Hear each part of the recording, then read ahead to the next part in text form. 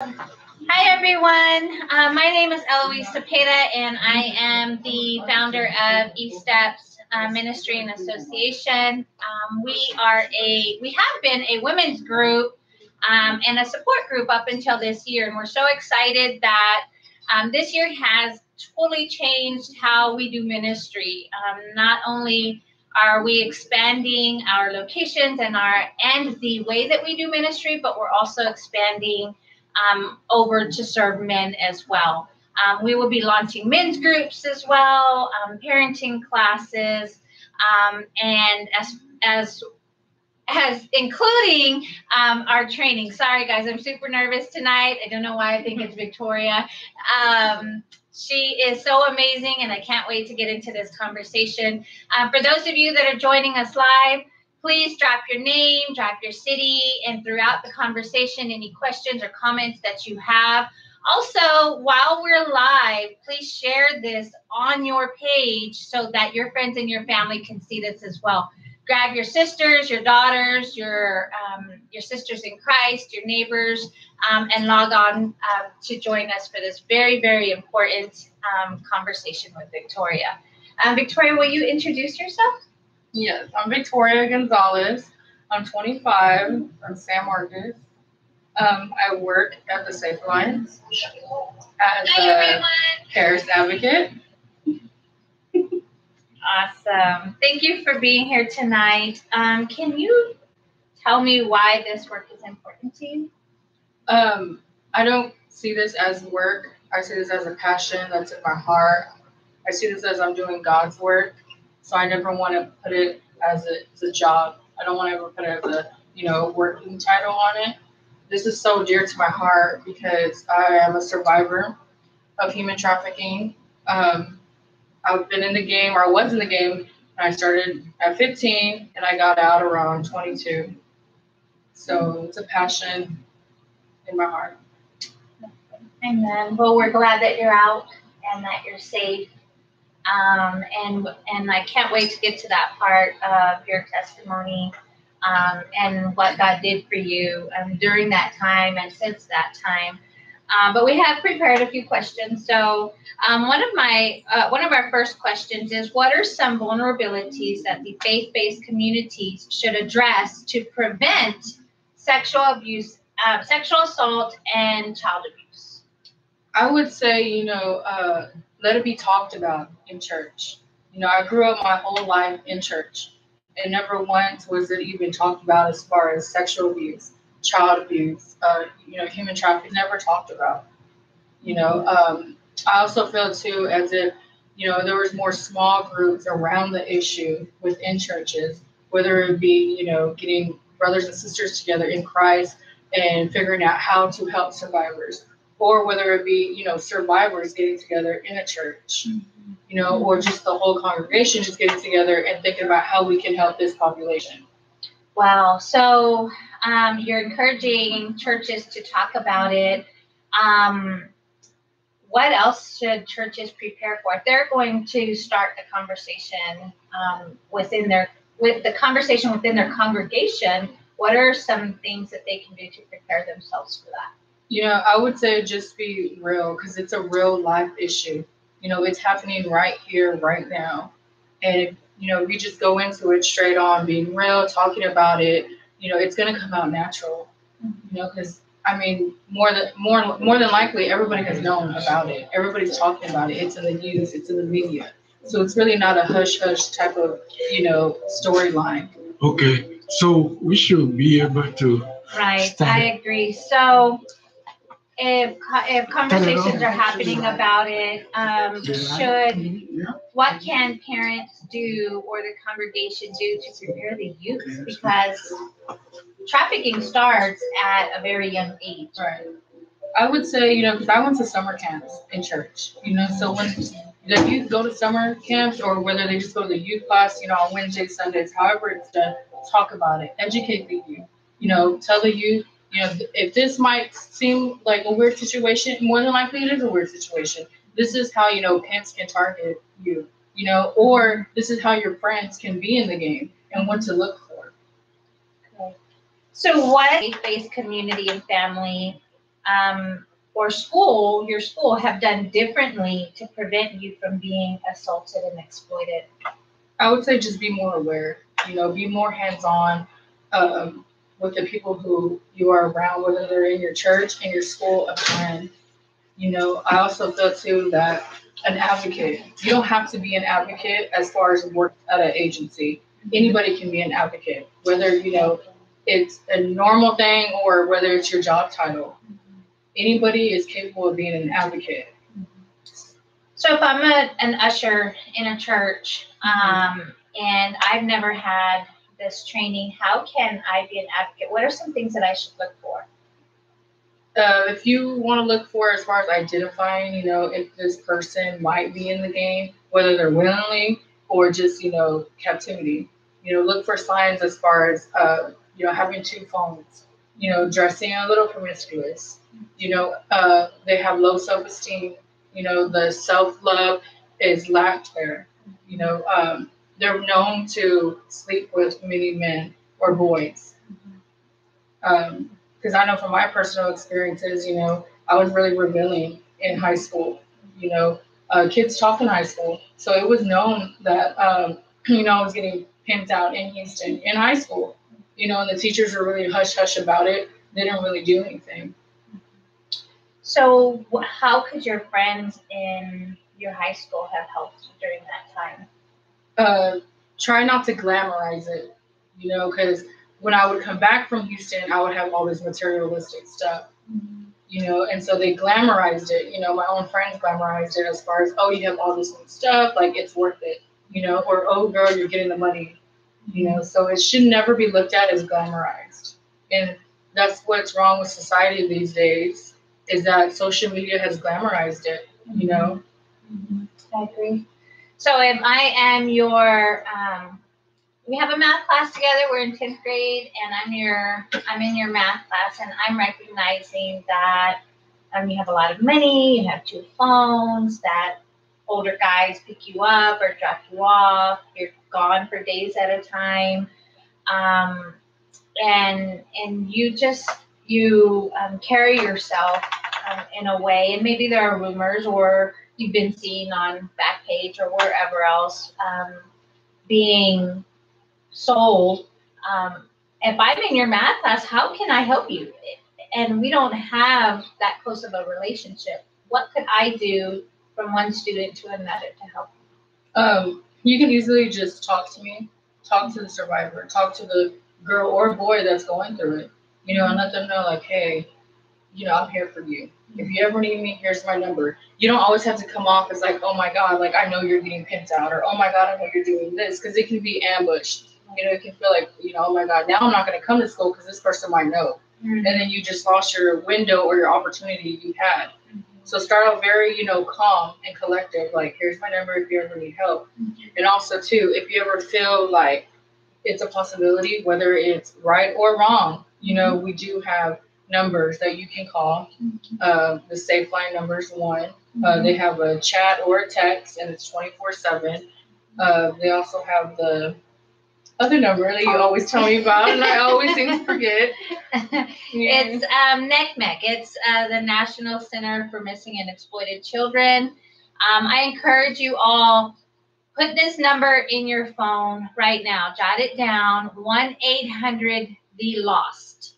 1-800-THE-LOST. And so if you're a neighbor and you notice a lot of traffic on your street or in and out of a particular home, if you notice multiple young girls in the home that barely come out, or that come out late at night, return early in the morning, if you notice, if you just notice something suspicious in your neighborhood or in a house nearby, or even in a business, call 1-800-THE-LOST. 1-800-THE-LOST.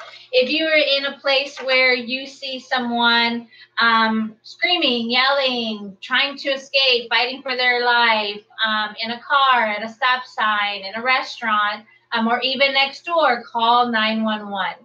And in both calls, you're going to want to tell them that you want to report suspected human trafficking. As Victoria mentioned, it is better to be wrong than to be right and not have made that call. So again, put it in your phones, write it down, 1-800-THE-LOST. You can make an anonymous report.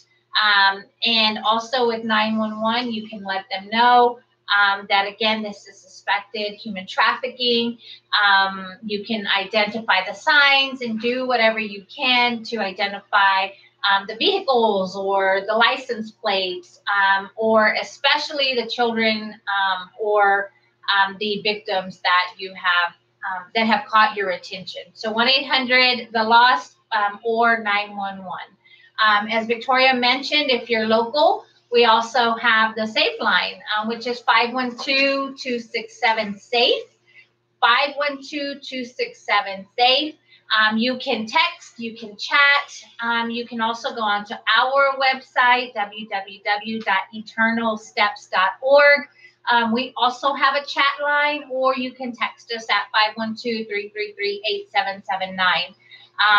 We work together as a network. It is impossible for one person to be able to do all of the work. However, we want you to be safe. So whether you are a youth or an adult, please keep a lookout for any suspicious activity. Pay attention to the missing signs that are plastered all over the walls, or that are passed through Facebook, or go to the NCMEC page and like it. They're constantly sharing about missing children. That's the National Center for Missing and Exploited Children. So there's a lot of ways for you to be involved without endangering yourself. You can do these things without endangering yourself. If you're in a school, you can report it to a teacher. Schools all have school resource officers on campus now. You can also go to the school resource campus officer and make that report as well. And I think it's so important to be aware, because there's so many times where, I walked into the restaurant with my pimp and it was me and 5 other girls, and then something like that just doesn't sit. It's not normal to do that. Mm-hmm. There were so many times where we were, in hotels all over Austin, all over Houston, so much, business coming in and out, different men in one room. All it could take was just one person to just pay attention, and see what's going on right around them. And it would have, helped out, and it would have stopped a lot, more stuff that came with that lifestyle. You're absolutely right. So you said that you were raised in church. Yes. Tell us about how you were dragged into this life of being trafficked. I was dragged into it, before this happened to me. I always struggled with self-love and self-esteem, because I am adopted, so I always felt less than. How come my parents didn't love me? How come they didn't keep me? So I always struggled with that growing up. So I always felt, little, inside. So then when this happened to me in high school, you're trying to fit in. The boys are older. You might be 15 a freshman, and the boys are 18. So you're just looking and searching, rebelling against your parents. And I had befriended this girl on the internet, and of course, 15, I'm mad at my mom because she won't let me go out. Mm-hmm. So then, she messaged me and we were talking, and she told me, we'll come to Houston, they don't ID here. My boyfriend can buy you, drinks, we'll have a good time. So, I said, okay. So her and her boyfriend that I thought, came and they picked me up from San Marcos, and I went with them. And when we got there, I started seeing all this stuff, and I started putting, pieces together, and I'm just like, okay, this is not her boyfriend. This is not, this is not a turn up weekend like I thought, so then that's when the lifestyle came. And again, 15, I don't know anything about Houston.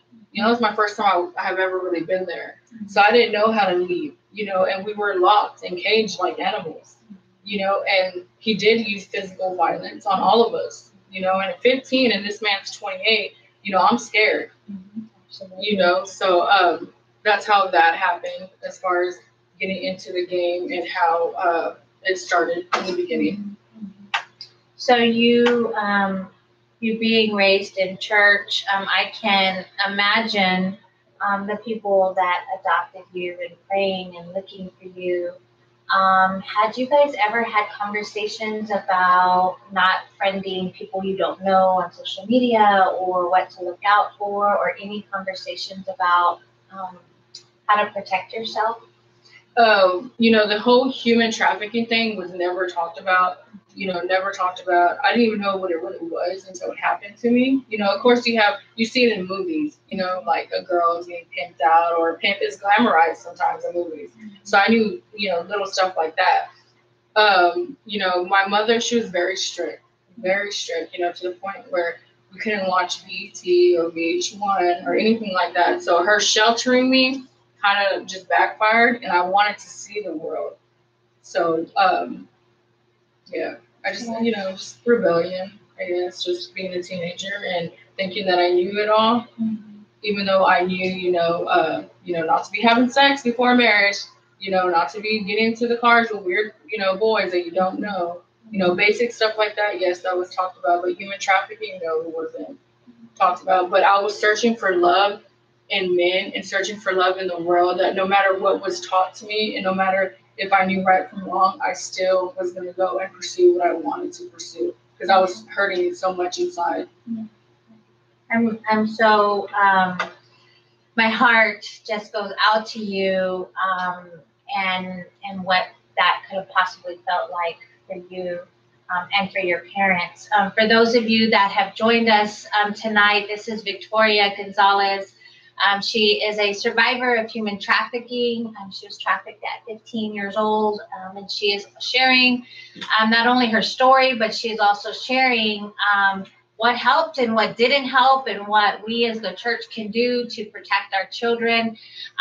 We are very, very aware of the statistics that are out there. The average child that is trafficked by their own family, their own parents, or family members is 6 years old.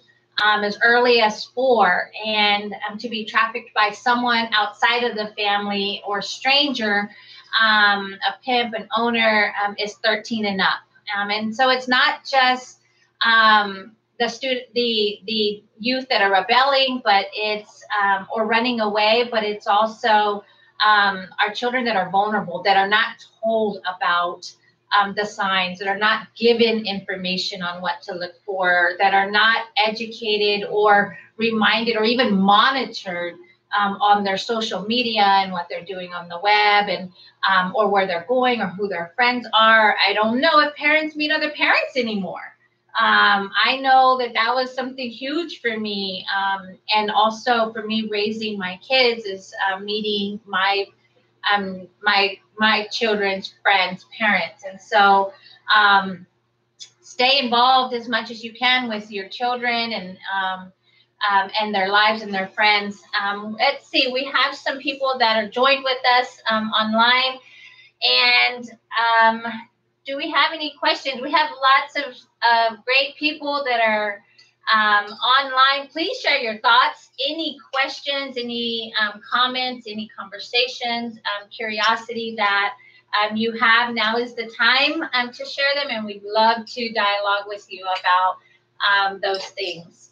So what was your conversation with God during this time? While you're in this room or in this hotel and you're caged, what was your conversations with God like? I tried to minimize that, because then it brought me back to reality of what was going on. So the best that I could take myself out of that mentally, I did that. And if I knew that I was talking to God, sometimes the sorrow would come into my heart, and I didn't want to do that at that time, because I know I had to be strong to survive in those type of situations. Now looking back at it, I wouldn't be here without God, and He's just so amazing. Everything that I was going through in that second, even though I wasn't connected to Him, He was connected to me. Amen. And He saved me from so much. Because now that I look back at it, I'm older, and I'm like, oh my God, like that could happen to me, something dangerous. Because there was a lot of times where I got in the car with a tray, and I mean, I could have just never came back, and it's crazy that He was still watching over me when I was unplugged. But that just goes to show how great His love is. Absolutely. And this is why we're doing this, is because we want anyone that's out there to know that God hears you. God hears your prayers. Yes, God hears the prayers of your parents, moms and dads, family members that are out there. God hears your prayers for your children that are missing. And don't give up. Don't give up on God. Victoria is living proof that God is able to make a way out, and not only to make a way out, but a way of healing. If you have suspicion of child abuse, of sexual assault, of exploitation, of human trafficking, the phone number to call is 1-800-THE-LOST. If you notice traffic in and out of your house, out of a house that's near you, or your street or business, you can call 1-800-THE-LOST. Please do your best to identify the child or the victims, because there is likely already a report with NCMEC.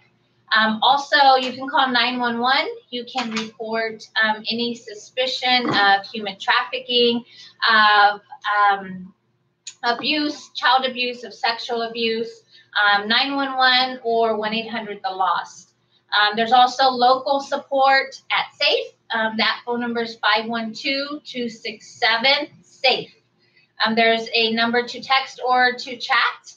And of course, you can contact us on our website, www.eternalsteps.org, and you can text or chat us as well. So you're in this cage, or caged up. Your life is at risk over and over and over again. How do you get out? Law enforcement got me out. It was my mother who was aware that I wasn't, coming home, that I've been missing. She knew something was wrong because I have not been communicating with her while I've been missing. I communicated with her a few times, and she heard something like in my voice. As a mom, when something's not right. And she heard the fear, and she heard the sadness in it. So if it wasn't for my mom, making the phone call to law enforcement, and for them to get me out, I wouldn't, she's part of the reason why I'm here. So how did your mom know where you were? I told my mom, because at first, my PNP did let us have phones, so I did talk to my mom, I want to say maybe like once a week. And I did tell her where I was at, and at one point I came back because I was, I was able to escape on my own one time, and I was like hiding under a bridge. I called my mom. My mom sent my cousin to come pick me up, and I left, So I was probably gone from Houston for 2 weeks. And again, you're not thinking right at this point, So I felt so much betrayal because I'm like, oh my God, like I left him, like he's going to be mad at me. He knows where I live. He's going to come looking for me and my family. I love him. I thought, he loved me too. This is what love is. Because again, I'm suffering from low self-esteem, and I've been looking for love, in all the wrong places. So then I went back to him. So when I went back to him the second time, that's when the law enforcement came and they got me. Because at that point, all communication with my mother was cut off. A tool and a tactic that hamster owners use is love. They compare their love to the love of a family member, especially if the family is does not have a support system of their own or educated about human trafficking. They will use things against their victim by saying, if you go home, I'll hurt you, I'll hurt your family. And another thing is they turn you mentally against your family by saying things like they don't love you. They don't love you like I do.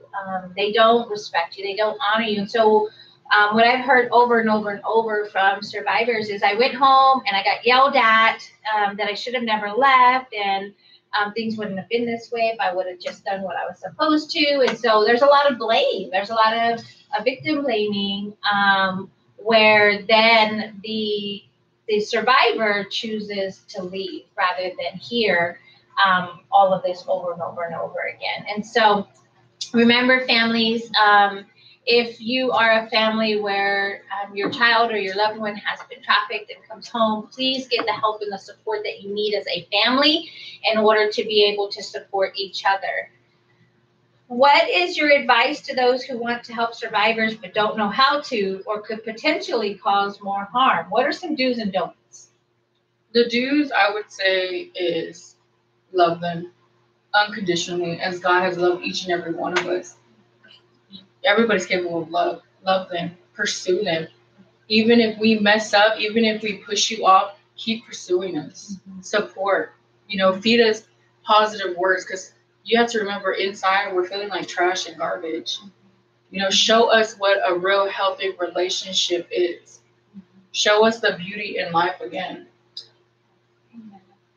Psalms 82 verse 4 says, rescue the weak and the needy and deliver them from the hand of the wicked. And many times we'll apply God's word in our ministry and evangelism and mercy and grace, and just we'll apply so much to ministering to the lost. And sometimes the lost is in our own home. Sometimes the lost is sleeping on the couch or in another room. And so for us to be able to rescue the weak and needy, that has to start at home. We have to be able to minister to each other with love and with compassion, and whether we understand or not. But just as you said, the way that Christ rescued us, we are to rescue our family members. The word also says in Proverbs 31:8-9, open your mouth for the mute, for the rights of all who are destitute. Open your mouth, judge righteously, defend the rights of the poor and the needy. We're to stand up. We are to do something. Our word tells us that we are to do something about it. We're to open our mouth. We're to say something. We're to make those calls. We are to answer the phone. We are to post it on your social media or make a live video or whatever it is. But we have a role and a responsibility to make a difference in people's lives. Even involving human trafficking. You may think, I don't know enough, but I don't know the flags. We're going to continue to post this information on our page, what the flags are. All of this information is also going to be available after tonight's conversation, about the flags, the phone numbers, the signs, the symptoms, prevention. All of that will be available on our website, eternalsteps.org. So, Victoria, let's fast forward to today. What do you do today? I work at the Safe Alliance. I'm a CARES advocate. What the program is, the program provides comprehension, response, I guess you could say, for services by creating opportunities for survivors to be safe, to feel safe, and get connected, to good, healthy relationships. And the thing that is so great about it is that they can still be in the game. We don't just serve people who are completely out. We serve people who are in the game still. We serve people who are freshly out. We serve people who might be getting into it. And that's why I love it so much, and it is survivor-centered. So what does that mean? Explain that to everyone else. We know that. Yeah. What does that mean? Okay, so if I have, this girl and she doesn't want to do therapy, instead of forcing therapy on her, even though it works, we're not going to, if she's not ready for it right then and there, that's cool. You don't have to do it. But you know what? I'm still going to support you in however way you want me to support you, because I'm here for you. I'm not here for me. I'm not here for, any clinical reason, or what, the justice system might say that you need. I'm here for you, support you, and what makes you happy again. So what is your advice to the young girls out there? That you are loved. You're very much loved. And it's very possible to get out of a situation. I'm living proof that God hears your prayers, that God is working, and He's very much able. If it wasn't for God, I would not be here. And that's why I love doing this, because I want to show everybody that God is real and God's love is amazing. And I owe everything to Him. I agree. I agree completely. It is only by His grace and by His love and His mercy that any of us were able to escape the multiple avenues of captivity that the enemy uses against His sons and daughters. If you're watching today, which I hope that you are, you're watching this video as it goes on repeat, and you are a young girl out there and you are on social media, please, please, please be careful who you friend. Be careful who you allow into your space and who you share your life with. Be careful not to just trust any friend that comes along and says, this is, me and my boyfriend, or come to my parents' house. I served a family a couple of years ago where a girl befriended a girl at the park and said, come over. My parents are cool. They'll let us get high. And she was actually peer recruiting. And those were not her parents. Those were a man and a woman, the pimps. And so she was trafficked. She was addicted to drugs. And so be careful, be aware. You are not invincible to the harms that are out there. My sexual assault happened because I trusted a friend. And I went to hang out with friends, and I was drugged and I was raped.